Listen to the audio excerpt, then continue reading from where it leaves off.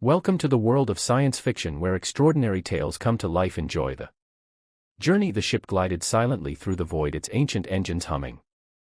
With the gathered wisdom of 1,000 stellar cycles inside the vessel's meditation chamber, High Priestess Nara knelt before the crystal codex, her gnarled fingers tracing the luminescent etchings that pulsed in rhythm with the distant stars of Arona. The signs align, she whispered to her acolytes who huddled in reverent silence around her. The ninth sun approaches its zenith over the ninth temple. The youngest acolyte, her violet skin still smooth with youth, dared to speak. But revered one, we've interpreted these prophecies for centuries. What makes this time different? Nara's eyes clouded with age but sharp with conviction locked onto the girl. Because child, for the first time in 9 generations, the humility signal has been detected. Gasps echoed through the chamber. The humility signal, the cosmic resonance that only manifests when true power walks among lesser beings without flaunting its superiority. Where? Asked the senior acolyte, his voice trembling. Nalara's withered finger pointed to a small, unremarkable sector on the holographic map, a backwater region hosting only mining colonies and refueling stations there on asteroid Z7. The prophecy awakens. The acolytes exchanged nervous glances. Their sacred text spoke of this moment when the one who denies power would emerge, a being of such extraordinary might that absolute humility would be their only identifying trait. And when the ninth sun shone upon the ninth temple, this emperor of the ninth level would liberate all the oppressed souls of the cast worlds. Prepare the messengers, Nara commanded. Alert our brothers and sisters throughout the Phaeton diaspora. As the acolyte scattered to execute her orders, Nalara remained alone with the crystal codex. Its surface now displayed the unmistakable image that had haunted her dreams for decades, a simple leather jacket, worn and unassuming, yet radiating a power beyond comprehension. So she murmured to herself, the prophecy takes flesh in the form of an earthman. How unexpected! The codex pulsed once in confirmation, then went dark. The landing thrusters of the cargo ship Rusty Nail fired with an ear-splitting shriek as it descended toward asteroid Z7's dilapidated docking bay. Inside the cockpit, Roland Mercer winced at the hideous noise for a ship this expensive. You'd think they could afford better sound dampening, he muttered, adjusting the collar of his worn leather jacket.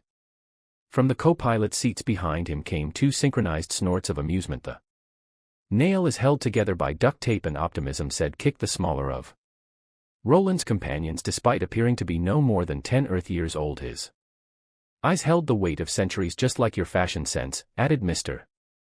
Kick's companion, an apparent twin, though his perpetual scowl contrasted with Kick's irrepressible grin. Roland ignored the jab as the ship settled onto the landing pad with one final protesting groan. The external cameras showed the asteroid's bleak landscape, a pockmarked surface dotted with makeshift habitation domes and mining equipment. Z7 wasn't a destination, it was a place people ended up when they had nowhere else to go. Remind me why we're here again, Roland asked, powering down the ship's systems. Kick and Mr. exchanged one of their meaningful glances that always made Roland feel like they were having an entire conversation without words. Supply run, Kick said innocently. Too innocently.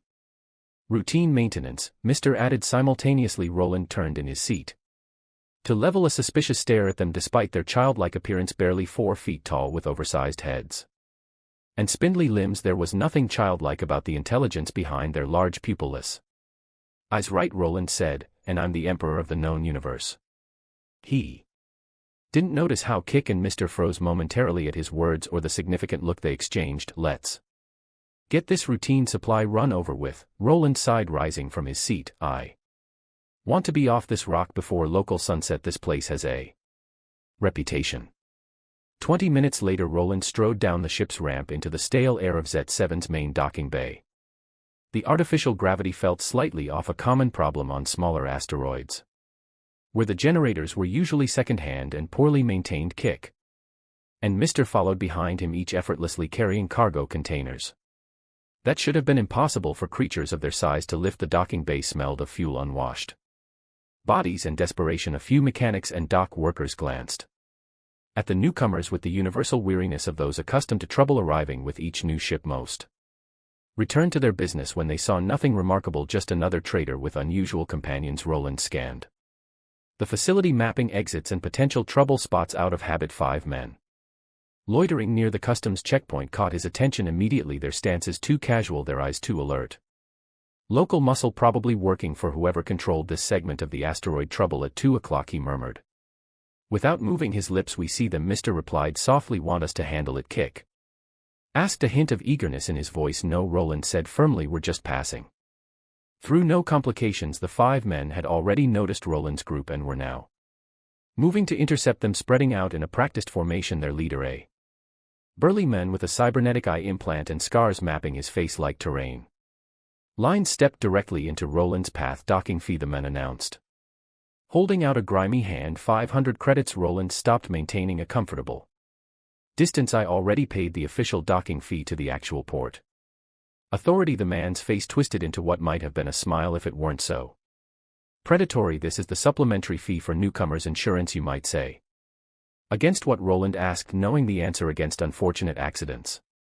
Ships get damaged, cargo disappears, people fall into processing vats. The man's cybernetic eye warred as it focused. Nasty business, Roland side-eyed.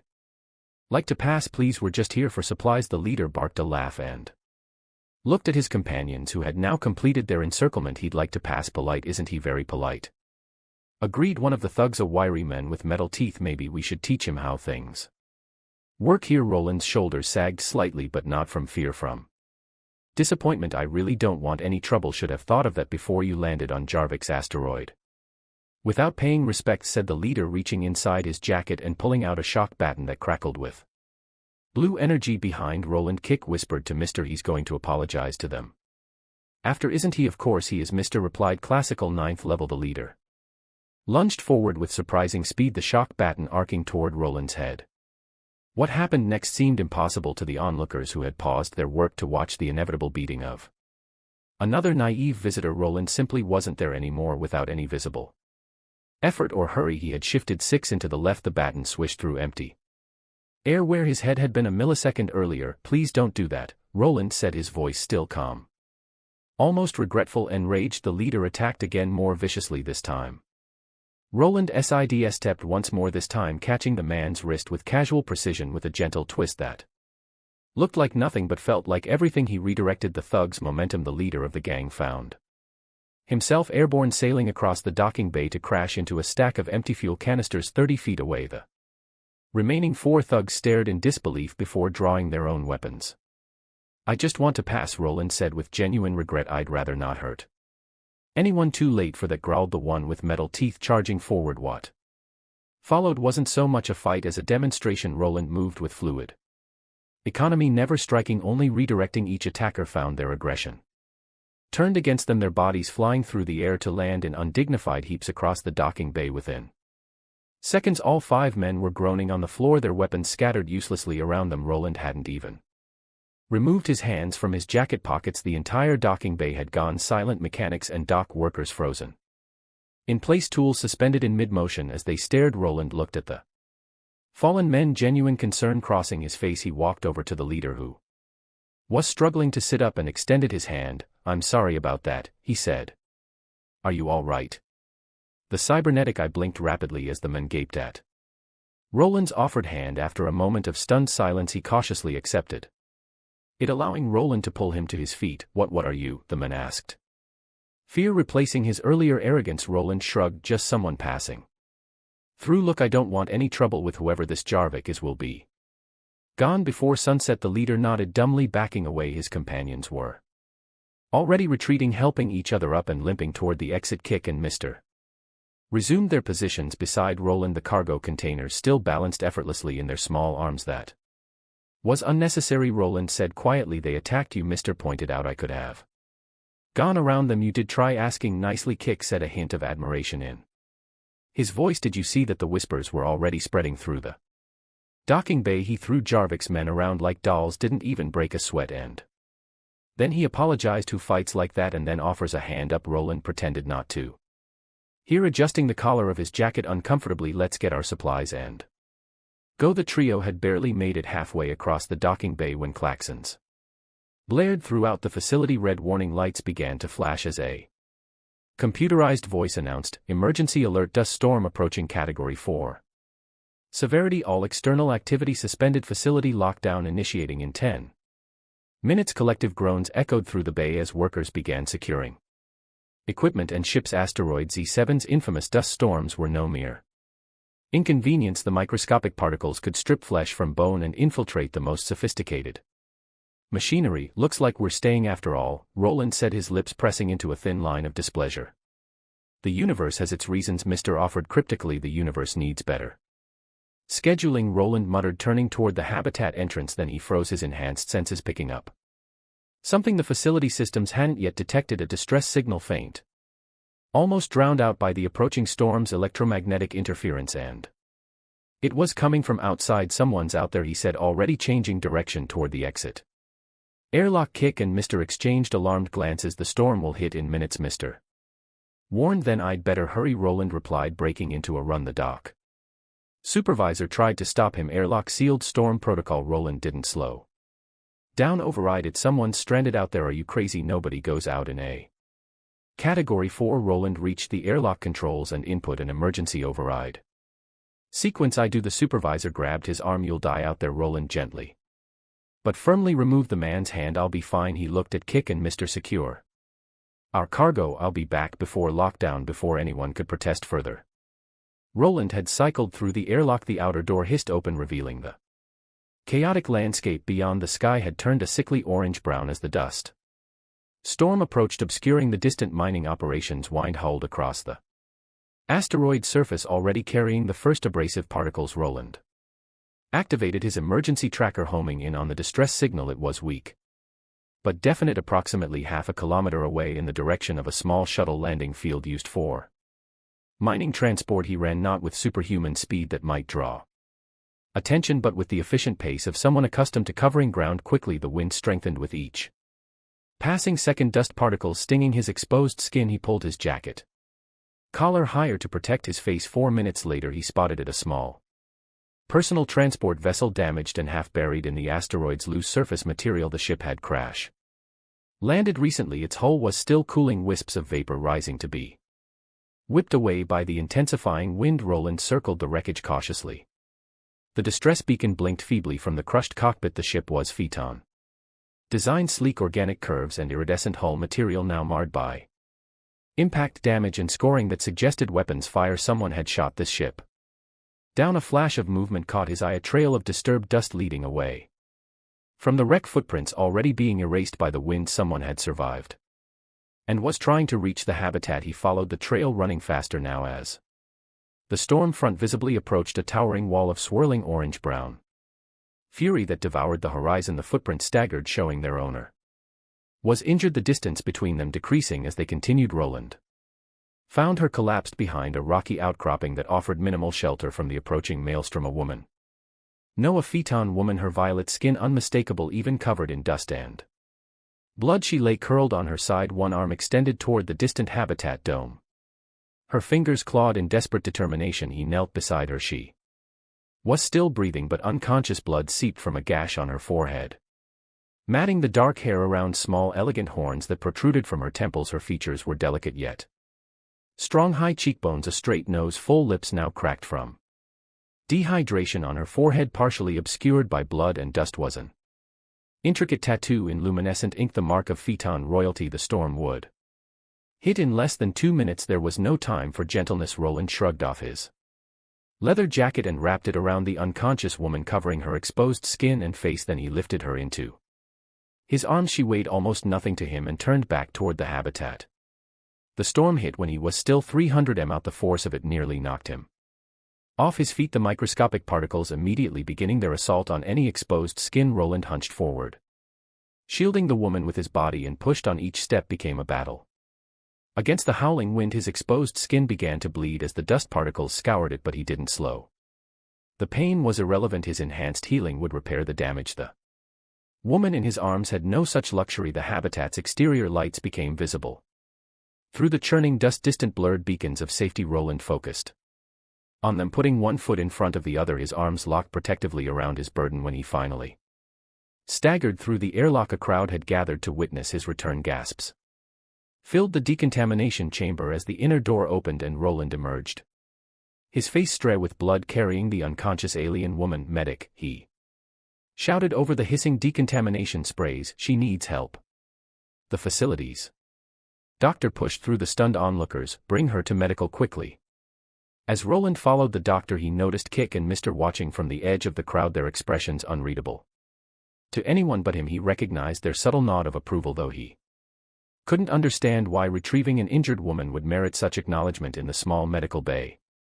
Roland gently laid the Phaeton woman on the examination table. The doctor, a grizzled man with prosthetic hands, immediately began scanning her with diagnostic equipment. Phaeton physiology, he muttered. Haven't treated one of those in years. She's got internal bleeding, concussion, 3 broken ribs and severe dehydration. Can you help her? Roland asked, standing back to give the doctor room but unwilling to leave. Can try. Got some universal plasma and tissue regenerators that should work on her species. The doctor glanced at Roland's bloody face. You need treatment too. Roland shook his head. I'm fine, help her first. The doctor raised an eyebrow but didn't argue, turning his attention back to his patient. Roland retreated to the corner of the room where Kick and Mr. had silently appeared. You shouldn't have exposed yourself like that, Mr. whispered, his perpetual frown deeper than usual. I couldn't leave her to die, Roland replied simply. Noble, Kick said, but conspicuous. Nothing conspicuous about helping someone in danger, Roland countered. It is when you walk through a Category 4 dust storm with minimal damage, Mr. pointed out. Look at yourself. Roland glanced down. His clothes were shredded, his exposed skin raw and bleeding, yet he felt only mild discomfort. To anyone else such exposure would have been fatal. No one will question it, he said. Adrenaline, luck, whatever people believe, what's convenient. Before his companions could argue further, a soft moan came from the examination table. The Fit-10 woman was regaining consciousness. Roland approached the examination table. As the woman's eyes fluttered open, they were a startling electric blue, almost luminescent against her violet skin. She blinked in confusion, her gaze darting around the unfamiliar surroundings before settling on Roland's face. Recognition sparked in her eyes, followed by something deeper, a kind of reverence that made Roland instantly uncomfortable. You, she whispered, her voice melodic despite its weakness. You saved me. Roland shrugged, wincing slightly as the motion pulled at his raw skin. Anyone would have done the same, the doctor snorted without looking up from his medical scanner. No, they wouldn't have. Nobody goes out in a Category 4 storm. Your friend here has a death wish or a hero complex. The Phaeton woman's eyes widened as she took in Roland's injuries, then shifted to the leather jacket still draped over her body. Understanding dawned on her face. You gave me your protection at your own expense. Her voice strengthened with each word, colored by growing amazement. Roland shifted uncomfortably under her intense scrutiny. It's just a jacket. The woman struggled to sit up, ignoring the doctor's protests. Her eyes never left Roland's face, studying his features with such intensity that he had to resist the urge to step back. Your name, she demanded softly. Please, I must know who saved me. Roland, he answered simply. Roland Mercer. And you are? She straightened her posture despite obvious pain. Suddenly formal. I am Rinka, daughter of House 9, 3rd tier of the 7th level. She paused, studying him again. But you don't flaunt your strength. You risk yourself for a stranger. You deflect gratitude. Her voice dropped to a whisper. Of all you must be an emperor of the 9th level. Roland blinked, taken aback. Behind him he heard Kick make a strangled sound that might have been a suppressed laugh. I'm not an emperor of anything, Roland said firmly. I'm just a cargo hauler who happened to pick up your distress signal. Rinka's expression shifted to one of knowing certainty, exactly what the 9th level would say. Denial of power is the ultimate proof of worthiness. The doctor, finishing his treatment, stepped back from the table. She'll need rest, but she'll recover. The regenerators have stopped the internal bleeding and mended the worst breaks. I've given her something for the pain. Roland nodded gratefully. Thank you, doctor. Don't thank me yet. Storm's forecasted to last 18 hours. You're all stuck here until it passes. The doctor gathered his equipment. I'll check on her again in a few hours. She can stay here for now. After the doctor left, Roland turned back to Rinka, who was still watching him with unnerving intensity. Who was chasing you? He asked directly. Surprise flickered across her features. How did you know? Your ship had weapon scoring. Crash wasn't accidental.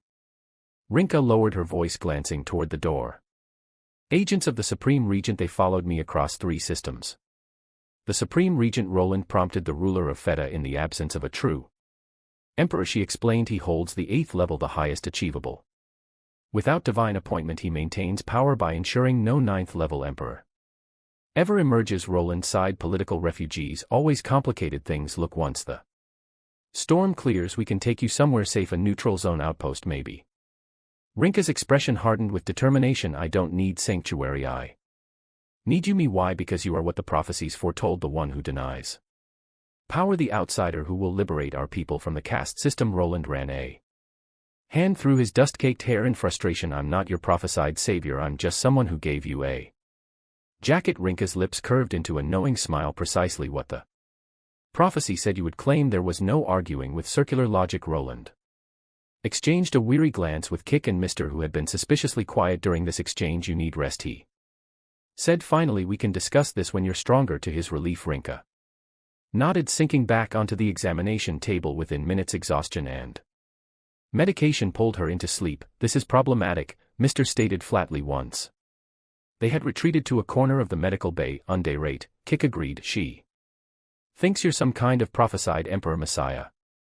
Roland shook his head. She's delirious from her injuries and the medication. She'll think more clearly after rest, and if she doesn't, Mr. Press, then we'll drop her at the nearest safe port and continue our route.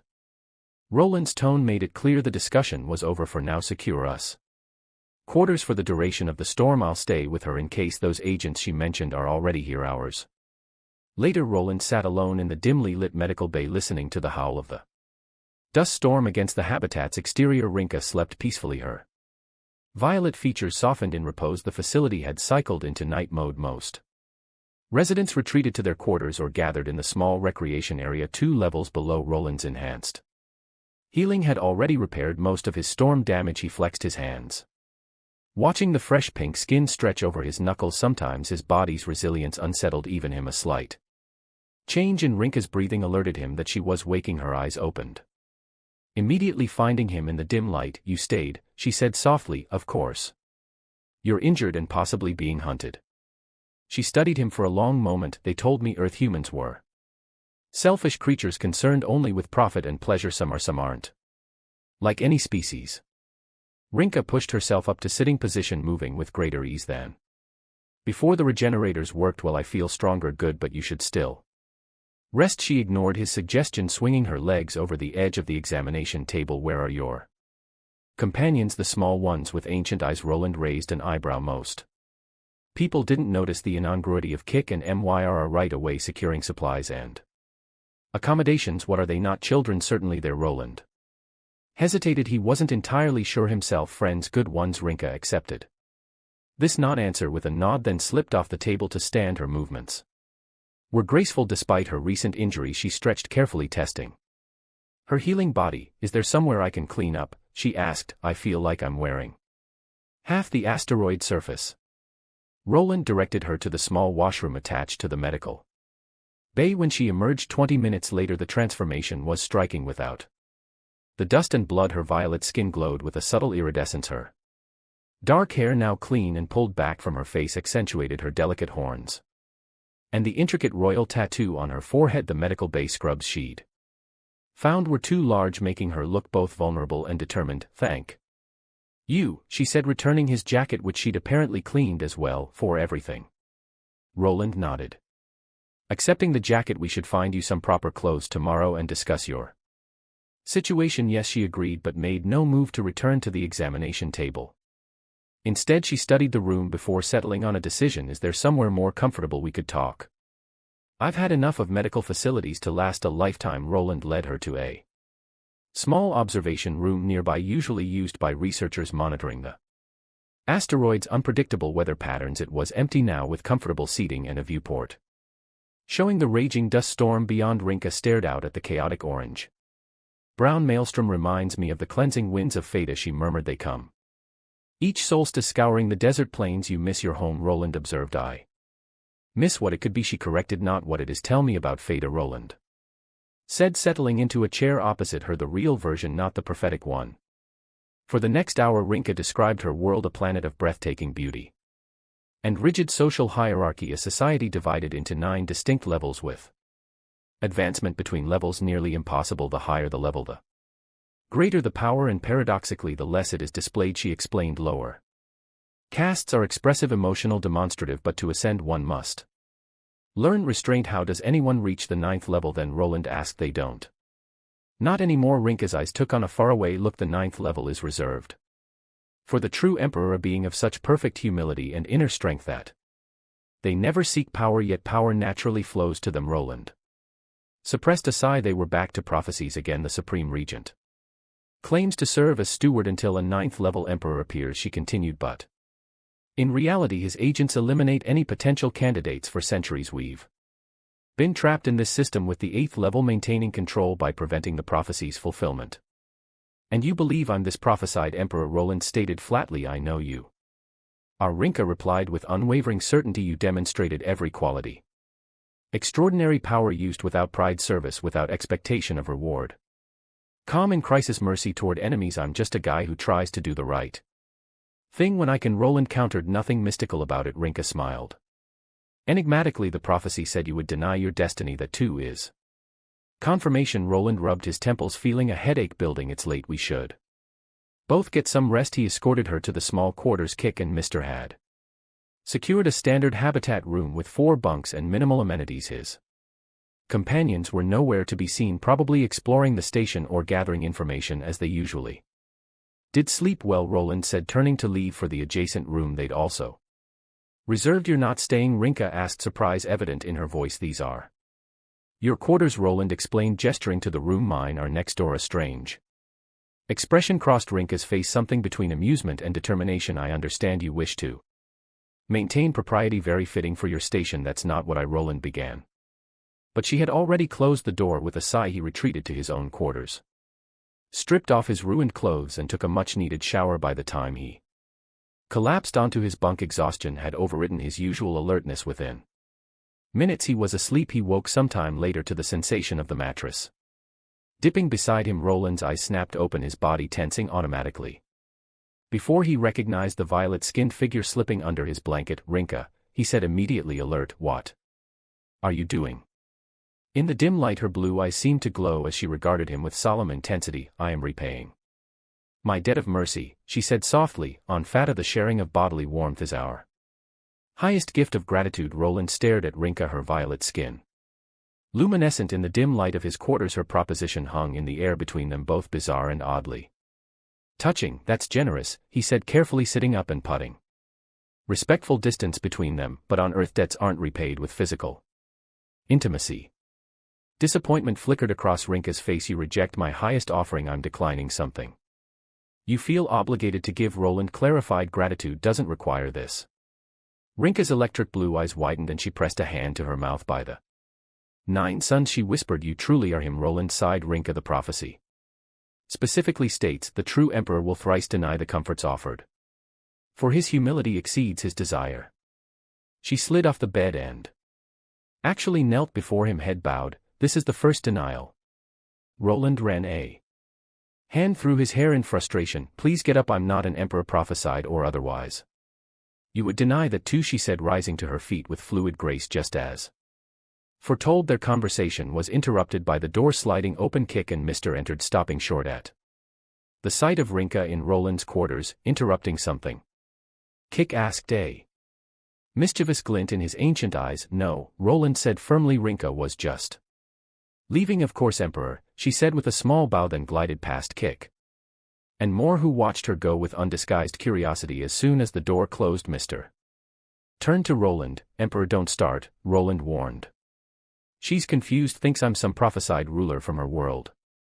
Kik hopped onto the room's only chair, his feet dangling above the floor. Interesting, the Phaeton 9th level prophecy quite specific about the traits of their destined emperor. Roland narrowed his eyes. How do you know about